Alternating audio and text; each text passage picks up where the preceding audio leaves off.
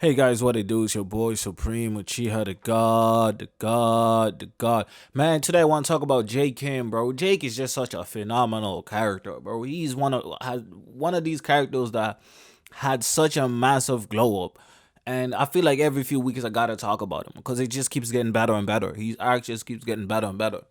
Now, quick refresher. Our boy Jake Kim started from the bottom. Now he here. He's still at the bottom, unfortunately. But he was tutored to be great. He was tutored to be strong. He was tutored to be a lot of things. And one of the key reasons in how he got his position in the first place was because he was tutored to be very, very fair. Something a lot of people just aren't in this show, in this webtoon, especially. A lot of motherfuckers just only care for themselves. Now Jake did do one very, very selfish thing. And that's when he discovered the truth about Sinu. When he discovered the truth about this man, Jake kinda, you know what I'm saying, lost it a little bit. Because he was gonna go the complete other way until he discovered, yo, Sinu did all this shit in order to save y'all, in order to save the girls, in order to make sure that everybody else got an opportunity to at least try to live their lives. So he sold himself into slavery essentially, which is crazy. It's ludicrous. It just kind of shows the underground world, the black market is real, is legit, is crazy, and these type of things be happening in real life. Would you be surprised? But this type of shit be happening in real life. Now in Korea, I think it was last year, maybe the year before, there was a massive scandal of a bunch of women that get blackmailed to do all type of crazy shit. I'm pretty sure I've talked about it before, but just in case, just to remind y'all, these type of shit happen. People get blackmailed to slit themselves, to have sex on camera, to do all type of shit, get raped, get abused, all type of shit. And a bunch of rich motherfuckers pay for this shit. You know what I'm saying? So they pay like, let's say 50K, and they'll like cut your wrist or like punch yourself or like eat your own shit, like all type of disgusting and demeaning shit. Over 300,000 people around that, right? I could be mistaken, but it's around 300,000 people have been involved in that black market. You know what I'm saying? So there's a lot of degenerates out there. There's a lot of degenerate people that do all type of crazy shit. So obviously when Jake Kim discovers this shit, he's like, fuck, bro. All right, I'm coming through just to save Cena. When he's being super selfish about it, I'm just here to save Sunu. It was like, oh, but those people being kidnapped, those blah blah blah. He's like, bro, I'm just here to save Sinu, bro. Those motherfuckers are not my problem. Dude walks out and he's like, ah, fuck, man, I can't leave these helpless motherfuckers just in there. And he kind of showcases. And the crazy thing is, I don't know how the author did it, but he never contradicted J. Kim because we never really saw J. Kim's direct involvement in shit. We just knew his people were doing shit in a sketchy way. You know what I'm saying? And he was just trying to, and he literally, big deal fell because he took the bait for his team. He took the fall for his team. You know what I'm saying? He didn't want them to just suffer, for getting caught doing illegal activities. So he took the fall and he ended up in jail. And we thought Jay was gonna sell him, like change him, cause Jiho's influence, all of that shit. But when he came out and he discovered the truth about Sinu and all of that shit, his brain reworked itself to be like, yo, I'm not the bad guy. You know what I'm saying? And I think the story is pushing itself more and more towards all of these kids that are being manipulated and used are eventually gonna turn against the chairman. They're eventually gonna turn against Gun and Goo.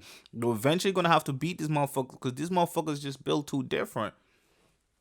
Now, what we also discovered is that this the Chinese guy with the goddamn long hair, curls on the motherfucker, he's supposed to be as strong as a gun. Now we saw all his men get they ass whooped. Eli whooped the crap out of that guy with the goddamn metal stick. Like Eli bodied this man. And Eli is not as strong as Jake. Like we know this. Like he's not as strong as Jake. He's not as strong. I don't even think he's as strong as God Dog, bro. He's not. He's not on these levels yet.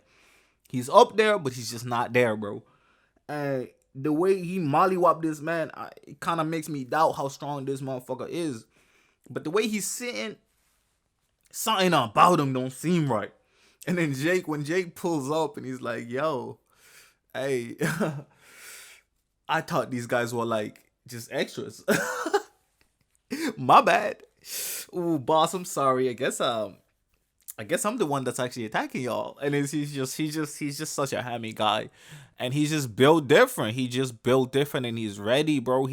Even though it could ruin his opportunity to gain information in order to save Sinu, and he did gain some information, he knew that saving these kids was more important. He knew that it wouldn't be right for him to just leave these motherfuckers out here by themselves. So he hopped back in, full force in, and again we saw how strong Jerry is and all of that shit. And then they're going up the elevator. They pull up the elevator, and it's just wow, man. Character growth. This is the type of character growth you want. When we first meet him, we only see the negative aspect because we only seeing things, through our quote unquote good guy's eyes. We only seen everything through those eyes. And then when we actually switch over and see it from his perspective, we're like, yo, he was 100% justified for half of the shit he did. It made sense why he moved certain way. It made sense why he did certain illegal activity. It makes sense why he, he be doing some type of shit. Excuse me. We traveling all day. But yeah, so it was just beautiful to see. I really, really enjoyed it. I enjoyed it so much, man. These past few chapters, some of it have been shaky, but when they've been good, they've been really fucking good. And this was just one of them, bro. And I know this video is more about Jake than anything else, but I just want to talk about him being an anti-hero because his moral compass isn't super just. In fact, nobody in the story's moral compass is really super just. Not Zach's. Again, Zach was an absolute asshole when we met him. Not Zach's. Not we know it's not Daniel's either. You know what I'm saying? Daniel has his own massive flaws as well, and so far no character is really like flawless. Everybody got their own downfalls. You know what I'm saying? Even when Zach had to beat Daniel essentially in order to protect, I think Crystal. I don't think it's Crystal. The girl that escaped. I can't remember her name, but you know what I'm saying. So there's a bunch of things, bro, that happens, and all of these characters are so flawed. But it's good to see like somebody that's like quote unquote what's viewed as a supervillain, to come back and have such a strong impact. It just makes me wonder what was Gun's motivation. Now we know that Gu, he kind of built different. He was essentially always crazy because we meet him in Vasco's flashback, and Gu just been Gu. He just been a beast. He just been different. He just been doing crazy shit. But if you look at Gu's actions are crazier, but his reasoning for his actions are way less sinister than Gun's. Gun is a pure manipulative, psychopath, whatever you want to call it. You know what I'm saying? There's something wrong with this man. Like, there's 100% something wrong with this man. This motherfucker is not normal. But hey, J. Kim, bro, the anti-hero, the motherfucker that's coming through clutch. I just wonder what impact he's going to have. Will he help, Johan? And we know Johan is out here beasting as well, and he's only getting exponentially stronger and stronger, beating Zach easier and easier. Man, our boy Zach still needs a factory. You know what I'm saying? But it is what it is. Anyways, been your boy Supreme Cheer to God. It's a quick video, but I'm super tired, and I still wanted to make a video for y'all. So here you go. Hope you guys enjoyed me. Love me like a rock star in your dreams. Drive me like a sports car on codeine. I'm overdosed.